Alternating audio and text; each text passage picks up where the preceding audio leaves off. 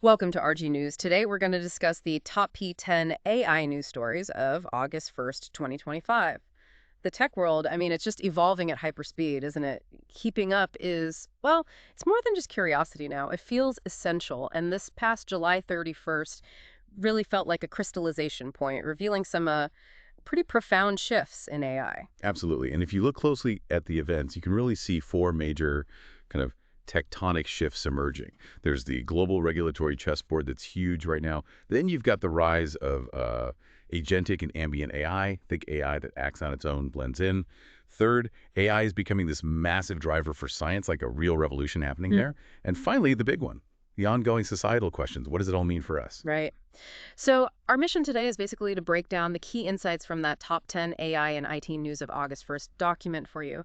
We want to give you this shortcut to, really being well informed. Let's start with that first big one, the sort of regulatory Cold War heating up between the tech giants and Europe. What's going on there? Yeah, it's quite a split. You have Google and OpenAI and France's Mistral AI too. They all signed the EU's voluntary AI code of conduct.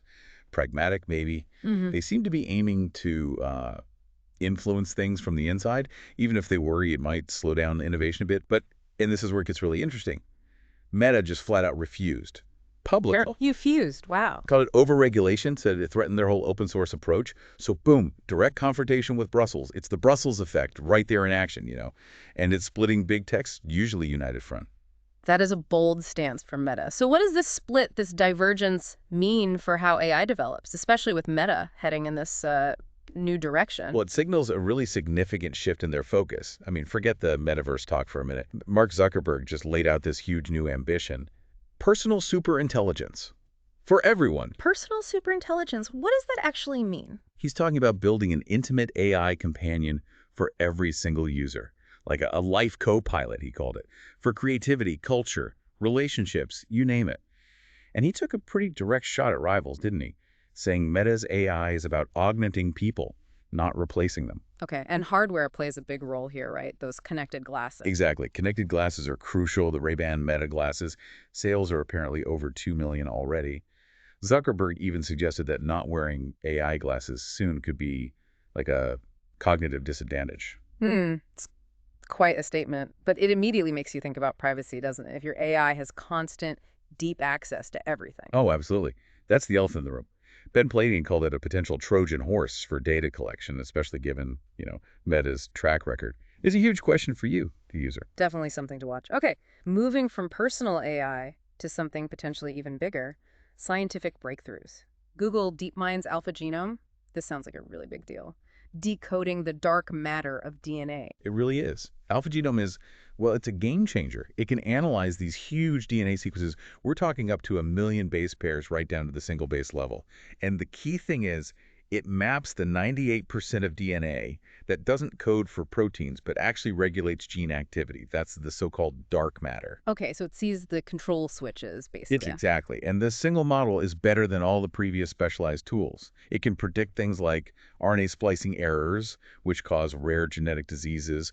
It helps understand cancer mutations too, like in the tau1 gene. You think of it as the next AlphaFold, but for the genome's operating system. So, like AlphaFold created a platform for protein structures, this creates a platform for understanding gene regulation. Precisely. It's building a platform for biology. It speeds up drug discovery enormously, guides research in silico, meaning on computers paving the way for truly personalized medicine. Huge implications. Incredible. Okay, so those three are major standouts, but they're part of this bigger wave, right? What else was significant in these top 10? Let's touch on Google's Gemini. Right, Gemini becoming this ambient intelligence across Android. The key point there, it's default access to third-party apps. That integration raises some serious privacy flags for users. It's everywhere. Okay. And how about the impact on jobs, the ILO report? Yeah, the International Labor Organization. Yeah. Their report was nuanced. It stressed transformation more than outright replacement of jobs by AI. But importantly, it highlighted these worrying gender and geographical gaps. So it's not just if jobs change, but who benefits and where. Inequality is a real concern. Making the impact visible is important then. That Paris exhibition, Le Monde Selon Lieu. Exactly. That exhibition aimed to give a critical look at algorithmic bias, the sort of human cost behind the AI curtain. It's about making the invisible visible, showing how AI shapes, our world and our perceptions. Good point. And on a national level, France stepping up its quantum AI game for defense. Yes, that's about future-proofing. France is accelerating its strategy, anticipating what they call a Q-day threat. That's the day quantum computers might break current encryption.